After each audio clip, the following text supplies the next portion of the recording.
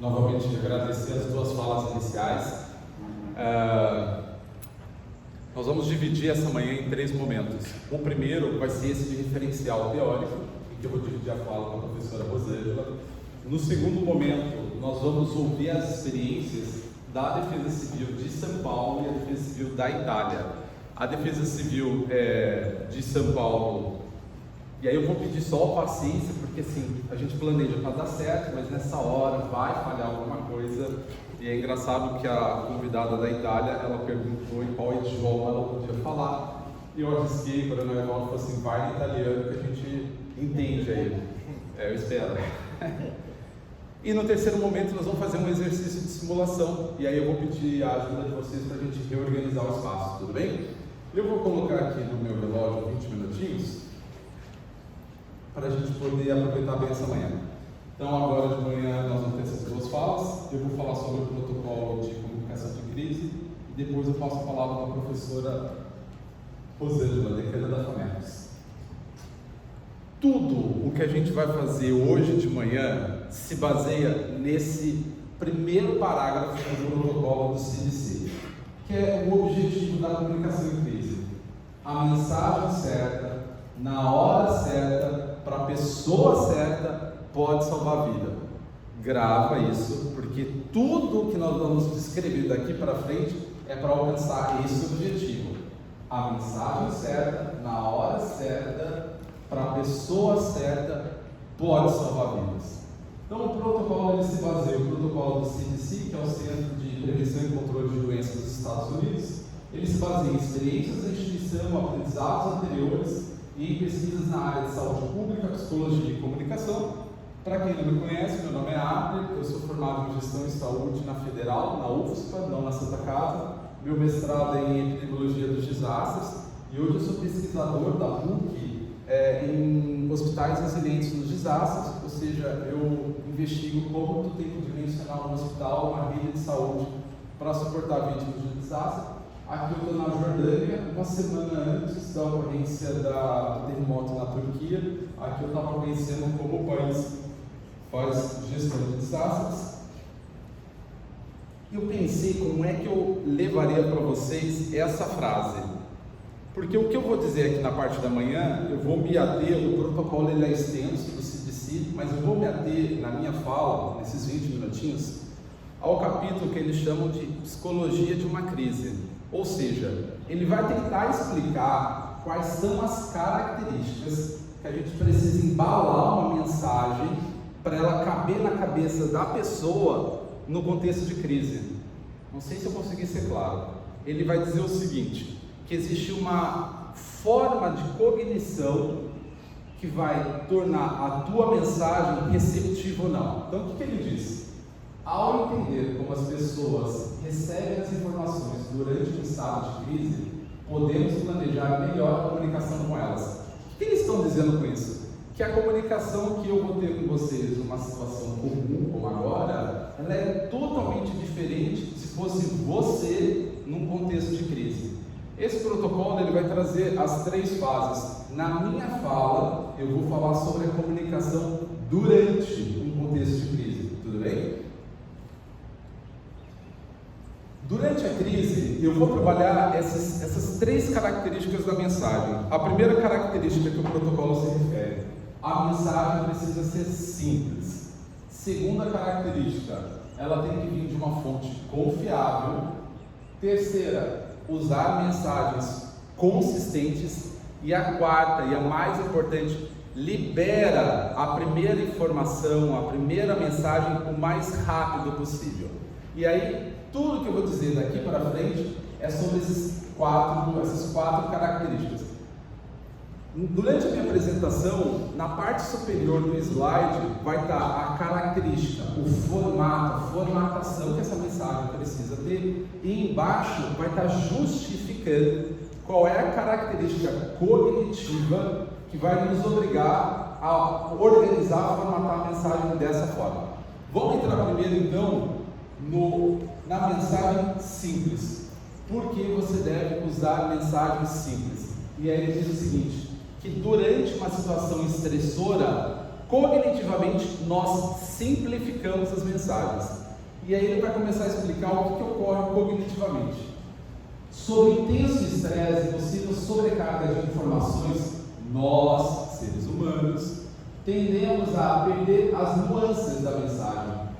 E aí eu vou trazer essas nuances em 3 subtópicos. O primeiro ele vai dizer o seguinte: nós tendemos a não ouvir totalmente as informações devido à nossa incapacidade de lidar com vários fatos durante uma crise.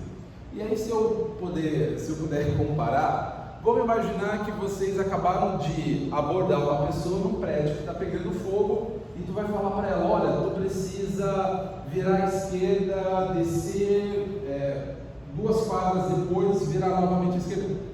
Já perdeu, a pessoa não entendeu nada, ela não memorizou isso, ela não, numa situação estressora, ela não consegue reter muitas informações. Por isso que a mensagem deve ser simples. Outra característica cognitiva que te obriga a ter uma mensagem simples é porque nós tendemos a não nos lembrarmos tanto da informação quanto normalmente poderíamos. Ou seja, se eu vou dar uma mensagem agora para vocês, a capacidade de memorizar agora, ela é muito maior do que numa situação de crise. Terceira característica, nós tendemos a ter uma interpretação incorreta de mensagens, de ações confusas. Aquele exemplo que eu dei para vocês, de num prédio que está pegando fogo e a pessoa precisa abandonar, tu ir lá ficar explicando: olha, para tu sair, tu vai ter que fazer o seguinte, tu vai ter que andar 3 portas, virar à esquerda, descer 7 escadas. Bom, na hora que a pessoa for executar, ela não vai ter mais, ela não vai conseguir mais executar isso. E aí, para encerrar, o que o protocolo ele afirma? Para enfrentar uma crise, muitos de nós podemos, e aí é uma questão curiosa, ele vai dizer o seguinte: que numa situação de crise, tu não vai utilizar a racionalidade, tu vai utilizar aquilo que tu tem por experiência, as suas crenças. Então, para enfrentar uma crise, muitos de nós podem não tentar uma abordagem lógica e racional para a tomada de decisões. Em vez disso, podemos confiar, ser humano, em hábitos e práticas de longa data. Podemos seguir maus exemplos dados por outros. Lembra, a mensagem precisa ser simples. Vou traduzir o que ele quis dizer. Imagina que tu chega para uma pessoa, novamente no exemplo do prédio pegando fogo, e tu diz para ela: olha, começou a ter muita fumaça, tu precisa abandonar o prédio rastejando, porque senão tu vai inalar. Qual que é a ideia da pessoa? Não, eu sempre corri, por que é que eu vou fazer diferente? Então a importância de tu ter uma mensagem simples é que nós temos a tendência de não escutar, não memorizar, confundir, e a gente não consegue lidar de maneira lógica, pensar, raciocinar nesse instante. A gente faz o quê? A gente se baseia nos hábitos que ele acumulou até aquele momento. Segunda característica de como essa mensagem tem que estar formatada numa situação de crise: elas devem ser de fonte confiável. Por que ela tem que ser de fonte confiável? Sabe por quê? Porque você, ser humano, quando recebe uma informação, o que tu faz? Tu se apega às suas crenças atuais. Na verdade, tu vai dar uma informação e ele vai tentar adequar a mensagem que tu deu às convicções que ele tem. Isso não é o hábito, ele está dizendo, é o protocolo do CDC. O que ele quer dizer com isso? E aí ele vai explicar os aspectos da cognição. Ele vai dizer o seguinte: às vezes a comunicação de crise exige que as pessoas façam algo que pareça contra-intuitivo, que é o exemplo que eu dei para vocês no caso da pessoa abandonar o prédio rastejando. Ela nunca foi exposta a isso, ela nunca teve esse treinamento. Ela vai pensar: poxa, eu sempre corri, consegui correr muito, para que eu vou sair rastejando? Essa dificuldade, ela vai ser superada no momento que tu tem uma fonte de informação confiável. Qual que é a outra característica? Mudar nossas crenças durante uma crise ou emergência pode ser difícil. As crenças são frequentemente mantidas com muita força e não são facilmente alteradas. Tendemos a não buscar evidências que contradigam as crenças que possuímos. Se durante uma crise tu tem uma mensagem que vai conflitar com as crenças daquela pessoa, existe uma menor adesão baseada nessa resistência. As pessoas, quando recebem uma informação, elas vão adequar segundo as suas crenças. Novamente, esse é o protocolo do CDC. O que eles ainda afirmam sobre as pessoas se apegarem às crenças quando elas recebem uma mensagem durante uma situação de emergência? Ela afirma que nós tendemos a explorar quaisquer mensagens conflitantes ou pouco claras sobre um assunto, interpretando-o como consistente com as crenças existentes. Uau! Vamos entender. Eu destino uma mensagem baseado numa ideia. A pessoa, se aquilo tiver uma dualidade, se aquilo tiver uma ambiguidade, ela não vai receber essa mensagem segundo a convicção que tu enviou. Ela vai adequar aquela mensagem segundo a visão de mundo dela. Então a necessidade de tu ter uma mensagem simples e confiável é para tu evitar esse comportamento já esperado. Vamos para a terceira característica: mensagens consistentes. E por que mensagens consistentes? Porque é o seguinte, a gente não acredita, a gente passa a procurar outras informações e orientações adicionais. O primeiro exemplo que eu vou trazer, novamente baseado no modelo dos Estados Unidos, do protocolo dos Estados Unidos. Então a gente sabe que existe uma característica em que eles interrompem a programação da TV aberta para publicar notificações de emergências públicas. E aí o que eles dizem? Nós nos lembramos do que vemos e devemos acreditar no que experimentamos. Durante as crises, nós queremos mensagens confirmadas antes de agir. Ou seja, se eu tenho dúvida sobre aquilo ali, eu vou ter a tendência de buscar essas informações com outras pessoas. E aí, quais são as limitações nesse sentido? Ele coloca: você pode descobrir, você e outras pessoas provavelmente farão o seguinte. E aí é o caso que ele dá nos Estados Unidos. Vamos imaginar que chegou um alerta de tufão nos Estados Unidos, que sai destruindo tudo e destrói tudo. Apareceu a notificação na TV. O indivíduo ele não vai receber essa primeira mensagem e adotar a conduta. Ele, será? Aí o que ele faz? Primeiro, ele muda de canal, porque ele quer ter a confirmação de que o aviso está sendo repetido em outros lugares. O que essa terceira característica do CDC afirma? Quando tu constrói mensagens consistentes, elas precisam estar na mesma linguagem em diferentes canais, porque as pessoas vão buscar outras referências. Ela recebe a mensagem, ela precisa ver essa mensagem replicada em outros canais, porque ela vai fazer esse questionamento. Outra característica da pessoa, quando ela recebe a mensagem, ela vai ligar para conhecidos, vai ligar para familiares, para falar assim: poxa, você viu o que está passando? Ela quer saber se outras pessoas ouviram a mesma mensagem.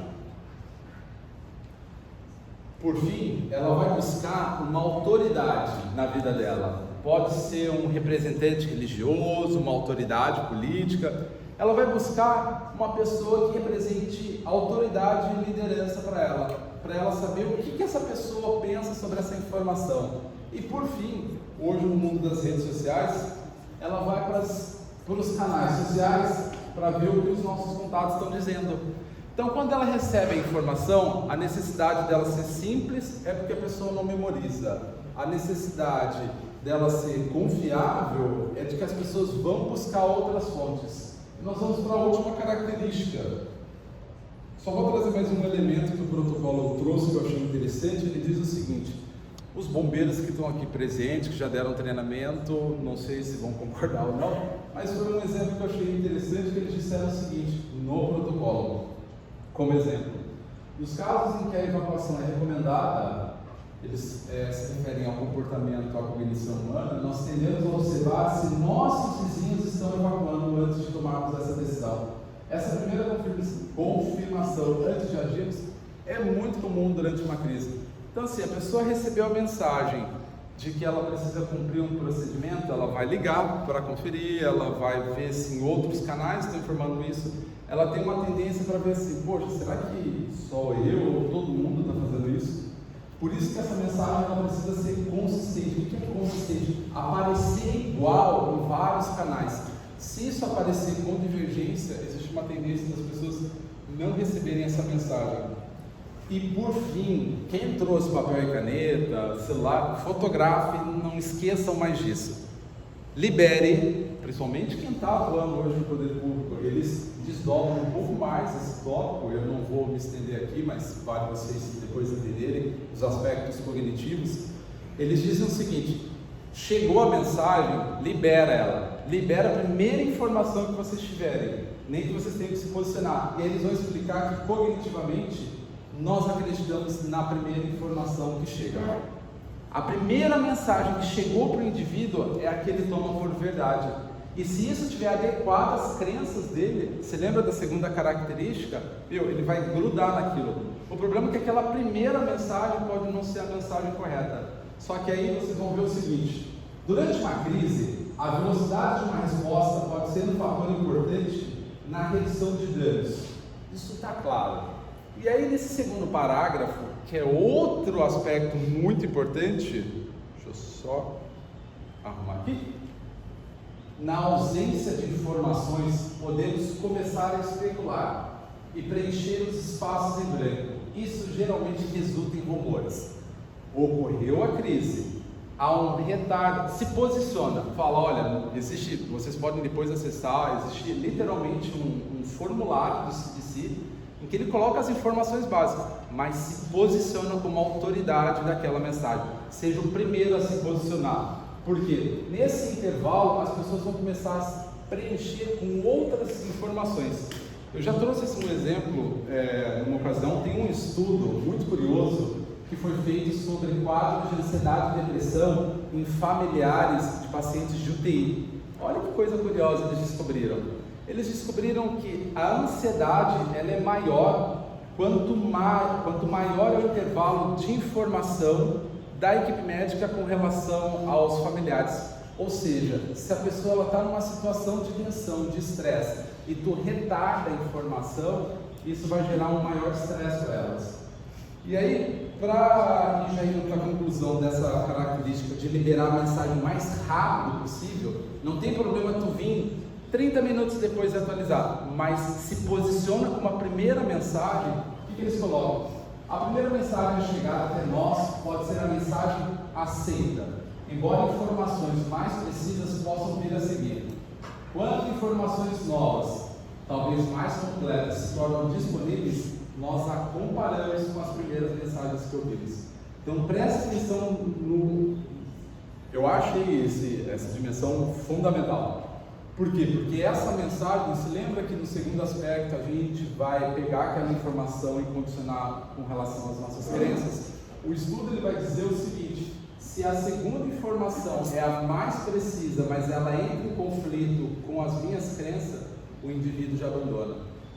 E aí eu já vou encaminhando para encerrar a minha fala, trazendo essa introdução da parte cognitiva de quem é exposto a uma situação precisa estar exposta à comunicação no contexto de crise.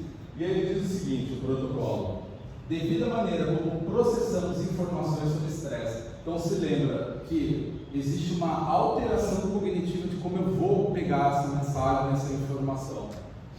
Ao nos comunicarmos com alguém que enfrenta uma crise ou desastre, as mensagens, vocês podem ter esquecido tudo que eu falei até agora, tudo bem? Claro, os slides vão estar no site, depois vocês vão poder recuperar. Mas grave essas 4 características do formato que precisa dar a mensagem numa situação de crise. Ela precisa ser simples, ela precisa ser confiável, consistente e rápida. E aí eu vou para o último slide. Não, e é isso mesmo. Pessoal, eu vou passar agora para a professora Rosângela. Ela vai seguir com a segunda parte da nosso referencial teórico. E aí nós vamos deixar depois uns 5 ou 10 minutinhos no final para as perguntas, tudo bem? Obrigada, Agnes. Bom dia a todas e a todos. É uma alegria para a FAMECOS, né, estar nessa parceria com a Rufo e estar com essa oportunidade de conversar com todos vocês que estão diretamente envolvidos no cotidiano, né, nas situações bastante desafiadoras, complexas, né, na nossa comunidade, na nossa sociedade. O Abner deu o desafio de em 20 minutos, né? Ele é exímio na gestão do tempo, não é o meu caso, em 20 minutos conseguir escrutinar um pouco disso que ele deixou aqui na nossa última tela. Posso voltar aqui? Só um desafio. As mensagens devem ser simples, confiáveis, consistentes e rápidas. É um desafio tanto, né? Comunicar assertivamente, né? Ou seja, o que ele dizia lá na primeira tela, a mensagem certa, para a pessoa certa, na hora certa, e trabalhando com essa complexidade que é a psique humana, né? Com essas reações que são naturais para todos nós, a negação, né? A raiva, né? Que as pessoas ficam naquele momento, quem está passando por isso? Como é que eu estou enfrentando isso? Quem é o responsável, né? Até uma negociação com essa realidade para poder, então, de alguma maneira, achar um lugar no seu imaginário para a mensagem. Então, o que aqui parece uma coisa bastante objetiva e fácil de fazer, simplicidade e redundância que ele propõe aqui, um desafio enorme para todos nós. Então, a comunicação, que normalmente na gestão dos desastres, na gestão das crises, ela ficou lá relegada a terceiro, quarto turno, a comunicação na sociedade de forma geral, né?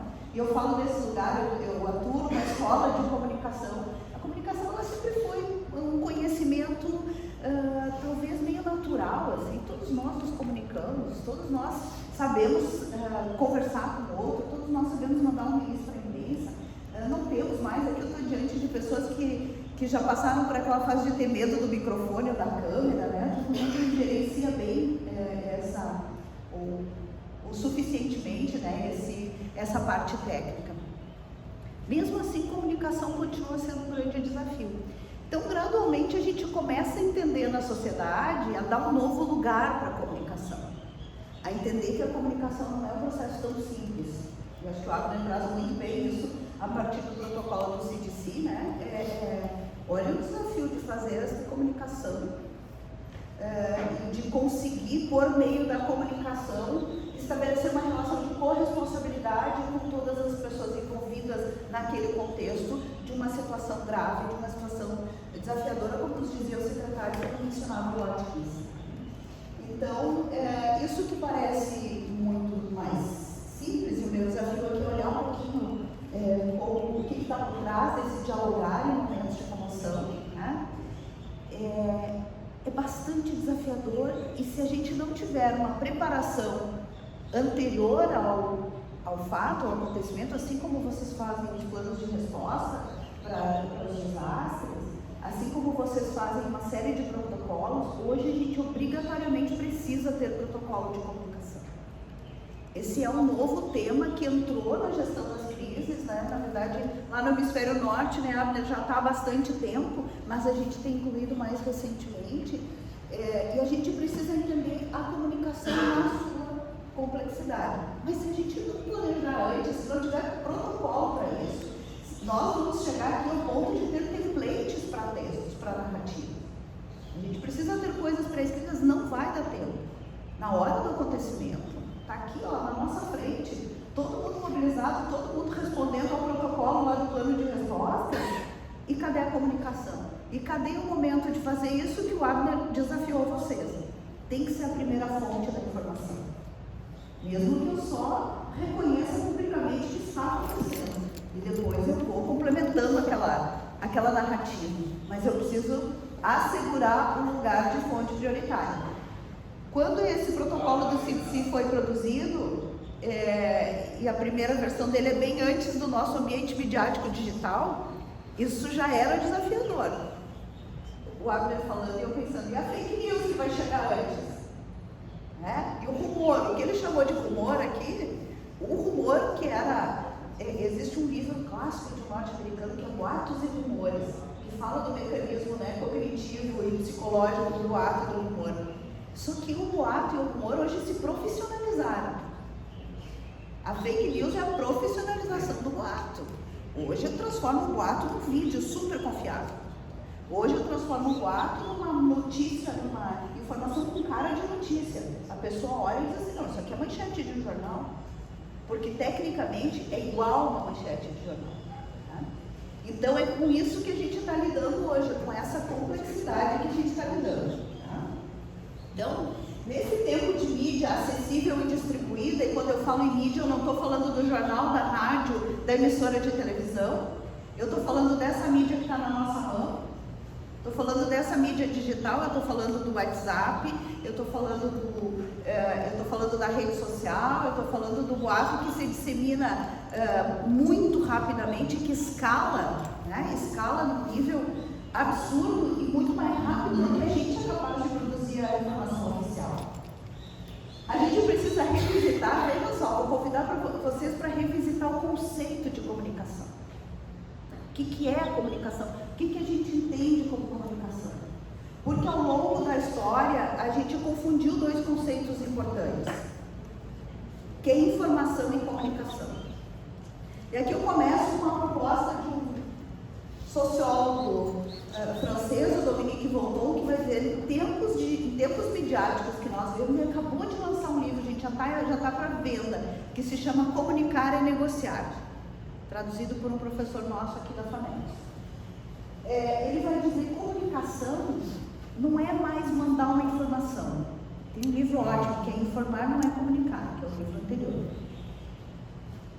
Comunicação é negociação entre sujeitos com lógicas e interesses distintos.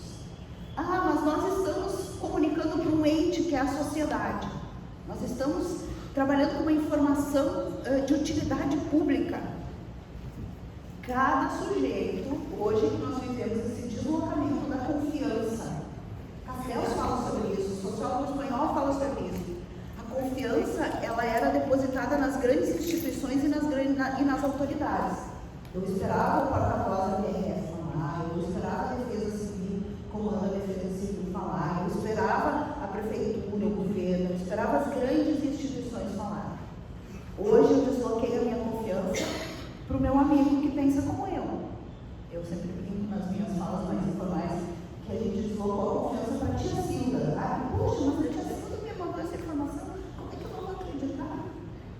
Eu acredito mais na tia Silda do que no Correio do Povo, na Zero Hora, na RBS, na fonte oficial. Então, por isso que faz sentido esse conceito do Volton, uma negociação entre sujeitos com lógicas e interesses distintos. Todo mundo quer se salvar, todo mundo quer sair daquela situação, todo mundo quer mitigar os riscos e os danos, mas cada um no seu jeito.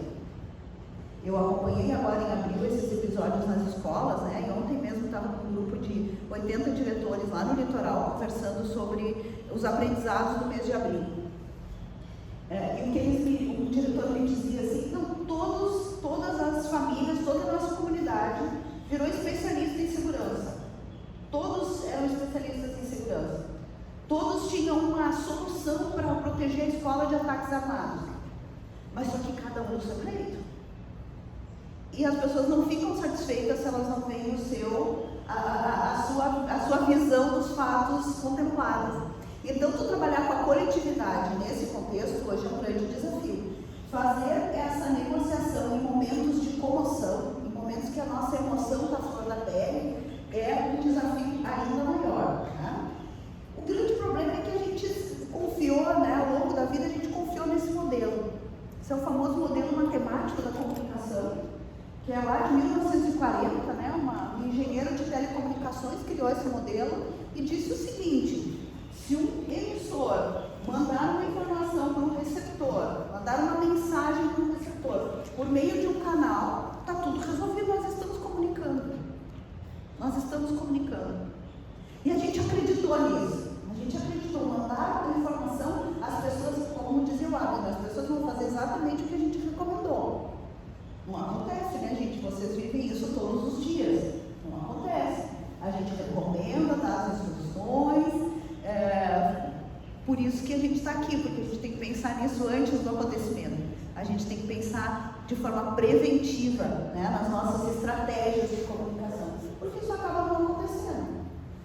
Aí tu fica pensando, puxa, eu recebi, a professora me emitiu informação exatamente como a pessoa deveria se deslocar, né? O Abner falou isso brilhantemente, e a pessoa faz o oposto, porque ela não tem referência anterior, ela não tem um registro que na hora da comoção, por isso o título da nossa manhã, o que está ativo não é o meu racional.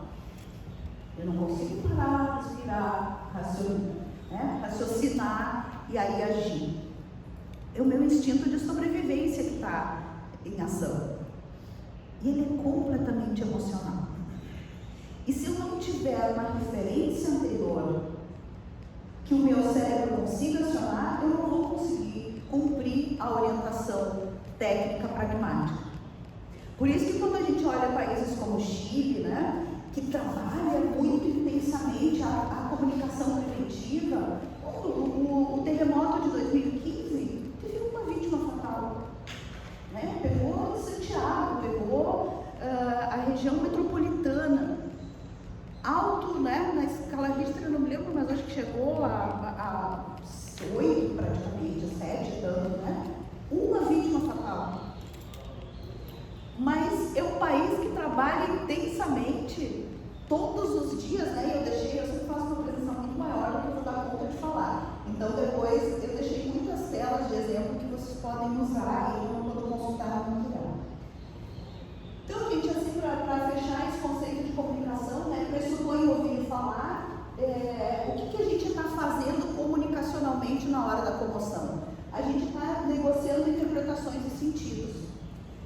Por isso que a gente precisa pensar antes nas mensagens, por isso que a gente precisa pensar antes no timing, por isso que a gente precisa pensar em todos esses fatores que envolvem, a gente precisa pensar nos hábitos daquela região, né? A gente precisa pensar nos hábitos culturais daquela comunidade.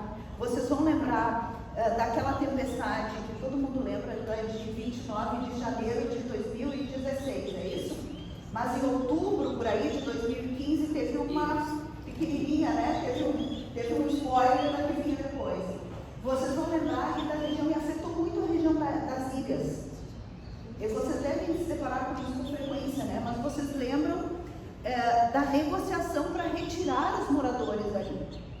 Ameaça chegando, as pessoas sabiam que as casas iam ser invadidas. Mas para tirar, para fazer o deslocamento dessa comunidade, tem uma negociação muito complicada, porque eles estão deixando a sua vida, a sua história, as suas coisas, e os saques e etc.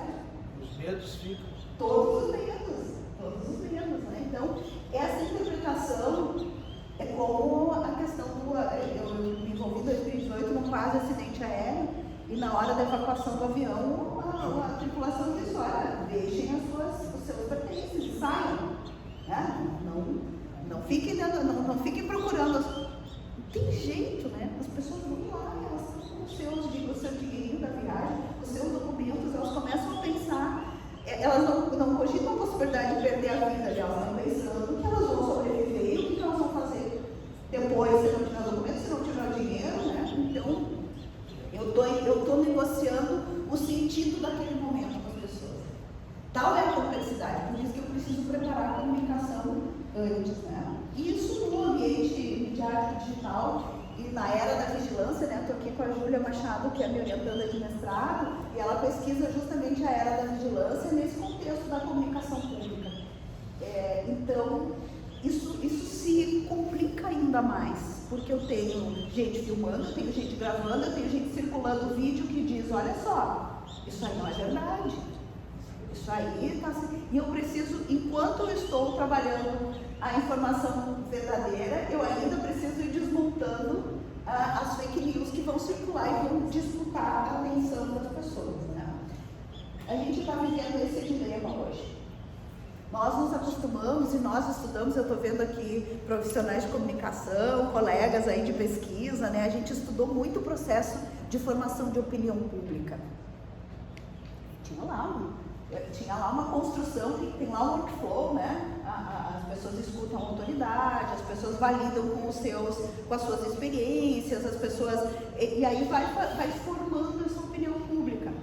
A opinião pública ela é muito racional, ela é baseada no racional, ela tem elementos emocionais, mas ela tem uma fundamentação racional. É justamente essa passagem passagem do emocional para o racional. A emoção pública, que é o que a gente está vivendo hoje, não tem o racional ficar de lado. Eu sinto e compartilho, eu sinto e compartilho, eu sinto medo e compartilho. Quem trabalha com escola, trabalha com área de educação básica, a gente vê isso nos grupos de WhatsApp das famílias. Eu senti medo, eu compartilhei. E aquele medo vai se transformando é muito rápida essa construção de uma realidade paralela. As pessoas tinham certeza no dia 20 de abril de 2023, se tinha absoluta certeza que todas as escolas brasileiras sofreriam ataques armados ao mesmo tempo. Vê se racionalmente isso cabe na nossa cabeça. Dia 12 de abril a gente circulava pelas ruas de Porto Alegre e as ruas estavam vazias. Ou se não vazias, não exagero, mas assim, um movimento muito inferior ao movimento rotineiro. Porque as pessoas tinham certeza que os sujeitos armados entrariam nas escolas e explodiriam. É uma realidade paralela que foi criada. E tu conversava com as famílias tinham certeza absoluta. A ponto, eu ontem conversando com o diretor, ele disse que na escola dele, uma mãe resolveu se voluntariar e levar as crianças todas de uma turma para sua casa, para eles não ficarem correndo riscos na escola. Ela colocava no seu carro, sabe lá em que condição, e foi levando as turmas, foi levando a turma. Mais de 20 crianças foram para a casa dela. Que eu não sei que estrutura tinha, que condição tinha para acolher 20 crianças, que segurança oferecia naquele espaço. Mas aí a gente pode olhar para o outro lado desse processo de comunicação, né? Onde o interlocutor está falhando na hora de construir o sentido e a interpretação na cabeça dessa comunidade. O que ele está deixando de trazer, o que ele está deixando de construir, né? Não é só mandar uma informação, que informação foi em abundância, foi a guerra das notas. A guerra das notas. Aqui deve ter um monte de pai e mãe aqui, né? Desculpa pegar esse exemplo, que talvez seja distante da realidade de vocês, mas ele é muito mais corriqueiro para mim, né? Nota, carta, comunicado, não era suficiente. Não era suficiente. Porque a informação não é o que as pessoas estão precisando. As pessoas estão precisando construir o sentido. A minha ajuda aí. Tá. Ixi, tem mais 50 minutos. Agora eu entendi porque que ele apavorou quando eu mandei a apresentação para ele. Eu disse, 20 minutos, né, professor? É carpete do professor. Então, vamos adiante. A comunicação só vai dar bons resultados se planejada antes das crises, né? Então, assim como vocês planejam todo o restante, vocês têm plano de resposta. Vocês sabem, eu acompanhei muito a Sabrina. Onde é que está a Sabrina? A Sabrina, eu acompanhei bastante ali a Brigada Militar, né? Eu conheci os seus protocolos. Tem plano de resposta para tudo. A gente fez aquela simulação do assalto a banco, né? E está tudo certinho, está tudo previsível. A comunicação, cadê? Cadê a comunicação? A comunicação tem lá uma pessoa talentosa no grupo que naquela hora, desculpa a informalidade, né? Eu sou bastante informal. Naquela hora é sacrificada, vai para frente da câmera, vai lá, sua, né? Mantenha a pose e garante a interpretação da sociedade. É um desafio gigante. Normalmente vai funcionar cada vez menos. Tá? Nesse ambiente que a gente vive, vai cada vez menos. Então, aqui vou passar assim, bem rapidamente os tópicos. A gente precisa pensar antes no perfil dos nossos interlocutores. Vocês vão ver na simulação, ó, o primeiro desafio é assim, na situação que a gente vai estar vivendo na simulação, quem são os nossos públicos? Que perfil tem esse nosso público? Sempre começando nesse movimento dos mais próximos, os envolvidos aos mais distantes. Muitas vezes eu posso demorar um pouquinho para trabalhar com a imprensa, mas as pessoas diretamente envolvidas, elas têm que ser priorizadas, porque a imprensa vai procurar os envolvidos. A imprensa vai procurar os envolvidos e eles vão dizer assim, ninguém nos ajudou, a gente não tem orientação nenhuma. Quando a gente trabalha com as pessoas diretamente envolvidas, elas vão dizer para a imprensa, porque é legítimo a imprensa procurar quem ela quiser, isso é do processo, às vezes a gente briga com a imprensa, né? A gente briga com o mensageiro. Cuidado com isso, né? Quando a gente está furioso com a imprensa, vamos parar um pouquinho e vamos pensar assim, onde é que a gente falhou nesse processo. Né? Se a gente conversa com quem está envolvido, eu já vi muita empresa errar a mão, dizer assim, nós estamos naquela nota bonitinha, que hoje o chat GPT, eu tenho testado isso, gente, tem me divertido. Eu coloco a situação ali e peço para o ChatGPT escrever uma nota. Nossa, a nota fica... Depois comparo com a nota emitida pela empresa. A do ChatGPT é melhor, sim. Invariavelmente. É mais bem escrita, né? Ele escreve bem no bichinho lá. O que acontece aqui? Eu já vi muita empresa, aconteceu na URGS há uns anos atrás, caiu o teto na cabeça de um aluno, teto de gesso, assim, não era nada, ele não morreu, mas foi socorrido. A URGS lançou rapidinho uma nota lá dizendo, estamos prestando aquele jargão, estamos prestando todo atendimento à vítima. A empresa foi lá no Cristo entrevistar a família. Está tudo bem? Vocês estão recebendo atendimento? Pois é, a mãe super humilde disse assim, não, a universidade não falou com a gente, nós estamos preocupados porque não vai poder ir para a aula nos próximos dias, assim, fofas, né? Bom, a sociedade fica do lado de quem? Né? Não tem jeito, né? Então, olhar os públicos, pensar nas mensagens-chave, antes, aqui não vai dar para ler, mas assim, é só para ilustrar, né? Envolvidos, colaboradores, parceiros, comunidade do entorno, aí vou lá para a imprensa local. Eu estabeleço uma ordem de priorização de públicos e eu penso nas mensagens-chave. Porque quem tem que escrever as notas aí quando a crise está acontecendo, né, Sabrina? Sabe que sofre, porque eu tenho que ir lá validar com 300 pessoas e eu tenho que saber se vai dar, se não é, se vai, volta. Aí eu já perdi o que o Abner disse para vocês, o timing certo para ser a fonte principal. Né? Então, não esqueçam, mensagem-chave, né? E fazer todos esses movimentos comunicacionais em 3 momentos. Antes, para prevenção, porque se a pessoa não tiver um referencial cognitivo que aquela situação pode ocorrer, ela não vai colaborar com as forças públicas, ela não vai colaborar com quem está indo lá socorrê-la. Ela vai querer ficar na casa, ela não quer largar o seu carro, ela não quer largar a sua condição, e vai ser assim. Então, diferente do que a gente pensou que nós no Brasil, vocês devem se deparar com isso todos os dias, nós não temos cultura de segurança e de prevenção. A gente precisa desenvolver isso. Como a gente não tem essa cultura, a gente não quer falar antes dos acontecimentos porque a gente acha que vai gerar pânico. A gente já estou ligada. A gente acha que vai gerar pânico, a gente acha que as pessoas vão se apavorar, que as pessoas vão se comportar equivocadamente, e não é verdade. Se ele não tiver uma referência anterior, não vai agir. Então, a comunicação preventiva é fundamental. Aqui tem um conceito que vocês já devem conhecer, o conceito de comunicação de risco, que é de 1989, gente. Antigo, que diz que é um processo interativo, tem troca de informações. A informação é a matéria-prima, mas a informação não é a comunicação, ela é o insumo da comunicação. O processo é que é a comunicação. Tá? E é um diálogo no qual são discutidas múltiplas mensagens, né? E inclusive validadas. O Chile faz isso brilhantemente. Eu deixei alguns exemplos aqui para vocês poderem consultar, né? De comunicação de risco, de comunicação preventiva, a famosa mochilinha da região das áreas afetadas pelos terremotos no Chile, né? O plano Família Preparada, né? O kit básico já está pronto. Isso não atrai terremoto, viu, gente? Vocês sabem disso, né? Vocês são especialistas nisso. A sociedade acha que se a gente começar a falar de prevenção, é que vai atrair. Eu faço matriz de risco, assessoro empresas para fazer isso. Muitas vezes eu já vi gestor me olhar e dizer assim, desde que a gente começou a fazer esse negócio aqui, está atraindo. Começou a acontecer um monte de coisa. Né? E aí eu digo, gente, não, né? Vamos lá. O bom é que o grupo mesmo se regula e diz, não, a gente não é mais sensível para ver os nossos riscos. Né? Mas isso é comunicação, isso é fundamentalmente comunicação. Né? O site boa parte do site do governo francês, né, que é dedicada à gestão de riscos. Esse é, para mim, um grande exemplo de conteúdo de gestão de risco.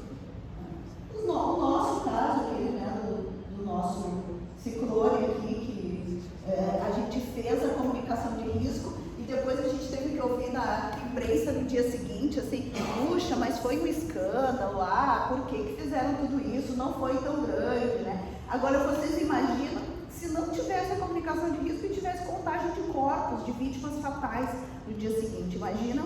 Então, assim, a gente não está, eu acho que a gente não está para agradar, né? A gente acreditar para fazer a coisa certa. Então, esse é um bom exemplo, para mim é um exemplo bem de amadurecimento da nossa cultura preventiva, né? Outras formas, as formas mais eficazes de comunicação, as estratégias mais eficazes de comunicação, né? Mais difíceis também. Roda de conversa, reunião, conversas individuais. Difícil. Tem gente que não gosta de ir para frente da câmera, mas ir para frente de uma comunidade enfurecida, né? Fazer uma roda de conversa é um desafio tanto. Durante, eu acho que é a comunicação que vocês já estão mais familiarizados, né? Essa comunicação para contenção, deixei o checklist aqui, né? De como que eu tenho que fazer essa comunicação, como eu posso fazer, né? Como o comitê de crise precisa se reunir rápido, o porta-voz precisa estar preparado. Esse é um outro tema, né, Abner? A gente fazer uma formação de porta-voz nesse momento, a gente vale bastante a pena. Olhar, né, tudo que eu preciso ter previamente, olhar aquilo que eu planejei, porque às vezes a gente planeja a comunicação super bem. E na hora do acontecimento a comoção é tão grande que a gente esquece o nosso, a gente boicota o nosso próprio planejamento. Ou tem alguém, né? Vocês trabalham muito com o poder público, né? Pena que nosso secretário já saiu, mas aí tem alguém da equipe do governo mais ansioso, querendo resultado mais rápido, querendo que as coisas aconteçam de outra forma, né? A gente está agindo com pessoas, então as pessoas são sempre complexas, né? Como todos nós. Então nós precisamos ter essa fidelidade ao nosso planejamento comunicacional, assim como nós temos fidelidade ao nosso plano de respostas, né? Para a gestão do nosso desastre. Monitoramento também, a gente precisa monitorar o que está acontecendo no ambiente comunicacional, porque senão a gente dá as respostas muito bem elaboradas, mas são as respostas erradas, são questionamentos que a sociedade não está fazendo. São questionamentos técnicos que a gente acha que a comunidade precisa saber, mas ela não está com abertura para compreender. Ela não está com abertura. Eu deixei um exemplo aqui para vocês que eu acho muito interessante, que é um extravio de uma criança numa avião da Gol, criança de 6 anos. Sabrina já conhece. E aí a diferença de eu fazer uma informação rápida, mas que não conecta com a perspectiva de quem está demandando aquela informação. A Gol largou a nota rapidinho, contando o que tinha acontecido, sei lá, 2 horas depois essa nota já estava circulando. Então é uma nota super fria. Não vai dar tempo da gente explorar isso aqui, mas uma outra oportunidade a gente pode olhar, depois vocês podem ver em casa. E não funcionou, né? Não funcionou, deu efeito contrário. Assim, um xingamento, a empresa foi cancelada nas redes. Né? Aí, imediatamente, um diretor gravou um vídeo contando que ele era avô, que ele era pai, e que ele entendia o que estava acontecendo. Ele fez uma mensagem completamente emocional, conectada naquilo que estava sendo vivido. E emocional não significa ser ruim, não significa fragilidade, significa empatia. Ele entendeu o que aqueles interlocutores estavam querendo. Falei para vocês do template, né? Se a gente chega ao ponto do nosso plano de comunicação, ter os templates das narrativas, é muito melhor para quem está fazendo comunicação.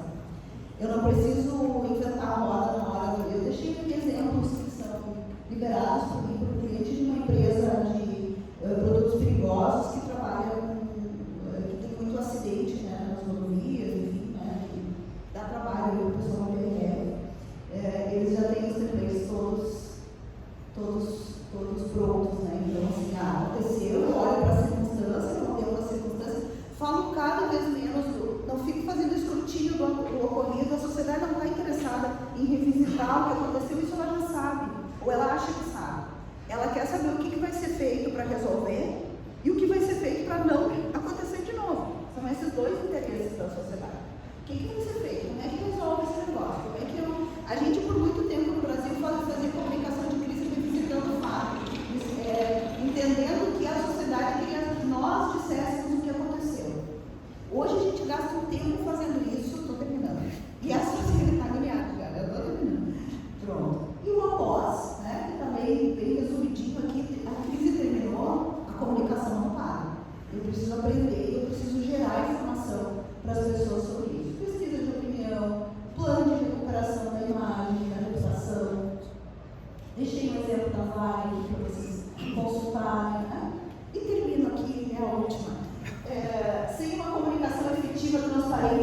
resistível, fica muito mais difícil controlar a crise. Resumindo tudo que eu falei aqui, acho que um pouco do que o Agnes falou também, é isso, gente. Precisamos planejar antes, precisamos dar para a comunicação esse lugar estratégico que a gente dá para todo o resto na gestão das crises. E aí a gente não vai evitar, obviamente, vocês sabem disso, né? Mas a gente vai gerenciar essa comunicação, a gente vai dedicar menos tempo, porque hoje a gente dedica muito tempo e muito da nossa emoção para o processo comunicacional, às vezes mais do que para o desastre. E aqui, a gente planejando antes, a gente consegue, então, equilibrar esse jogo e não perder a nossa condição de fonte, que é tão preciosa, né? Conforme o protocolo que o Abner apresentou. Muito obrigada, desculpa estourar o tempo.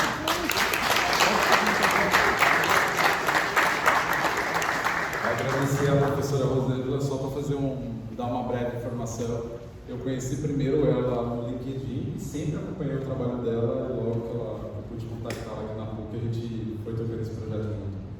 É o seguinte, nós vamos começar agora uma terceira fase. Eu já vou até aproveitar a professora aqui do lado, que é o seguinte, eu vou organizar, nós vamos agora ouvir duas experiências, a de São Paulo e da Itália.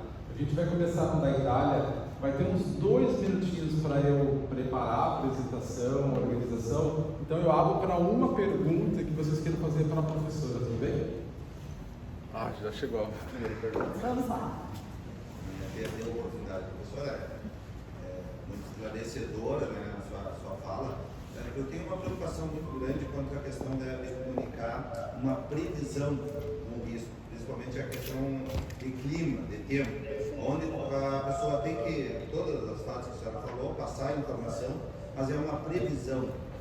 E lá a população toda, ela, quando não se concretiza pela primeira, pela segunda, pela terceira vez, aquela confiança naquela informação, a credibilidade, ela começa a diminuir. E nós precisamos continuar informando.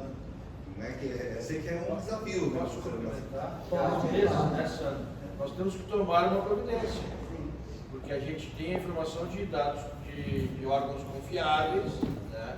Ou é para ser. E às vezes a gente tem que evacuar uma comunidade inteira. E o evento não ocorre.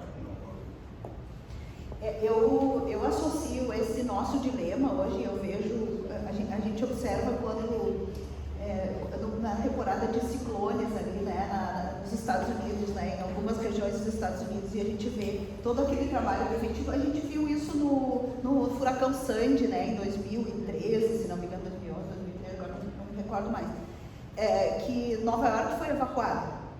A cidade parou, né? O turismo foi retirado das ruas e não veio com aquela força, né? Quando chegou em terra, o furacão perdeu potência e acabou tendo estragos pontuais, mas não teve o efeito que estava sendo antecipado.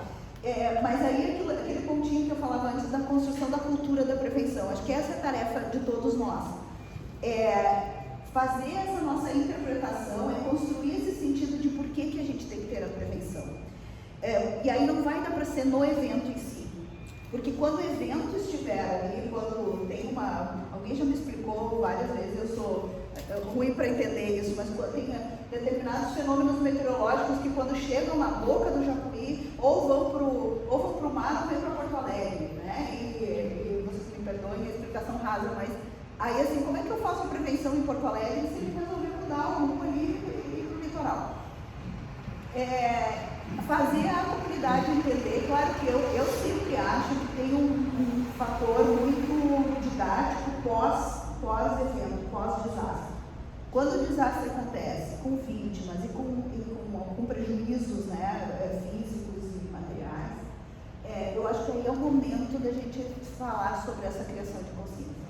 Aí entra o pessoal da comunicação para gerar conteúdo antes da crise. Aí é a hora de dizer por que é importante fazer a prevenção. Não é lá no abril, quando estão acontecendo os ataques à escola, que eu vou falar sobre isso. Ontem eu desafiava os diretores que estavam comigo lá no litoral. E eu perguntava para eles, o que vocês fizeram após o dia 20 de abril? Porque pela nossa cultura, o que a gente faz? Né? A gente aperta o botãozinho do UFA. Passou. Culturalmente, a nossa sociedade tem um botãozinho, né? Ufa, passou, agora vamos fazer nosso chimarrão, vamos poder conversar, né? Eu vejo isso muito em escola, eu estou vendo algumas pessoas que eu sei que são de ambiente de escola.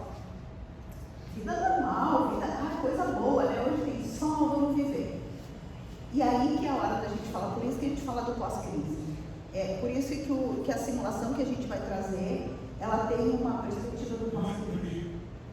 Porque aí a sociedade, quando é desastre, quando é o tema de vocês, que são os desastres, os deslizamentos, as inundações, etc., quando passa, no pós-crise, a sociedade costuma apontar o dedo preocupado. Porque é a prefeitura, porque é o governo, porque é isso, porque é a política habitacional, porque não sei o quê. E essa é a hora que tem uma sensibilidade para a gente falar da construção de cultura. Eu acho que isso é uma tarefa de todos nós. E eu estou me colocando junto, é da universidade, é das forças públicas, é de quem atua na gestão dos desastres, é pensar e ter um plano de comunicação para construir essa cultura preventiva, senão a gente vai viver esse dilema assim. A gente viu aqui nesse episódio do ano passado, que acabou não acontecendo com a força que estava prevista, a própria imprensa apontando o dedo. Eu fiquei nervosíssima, eu venho ouvindo notícia no rádio, aí o comentarista lá, que não importa o nome aqui, fazendo uma crítica muito contundente a tudo que foi o escândalo que foi feito, esse terrorismo espalhado e etc.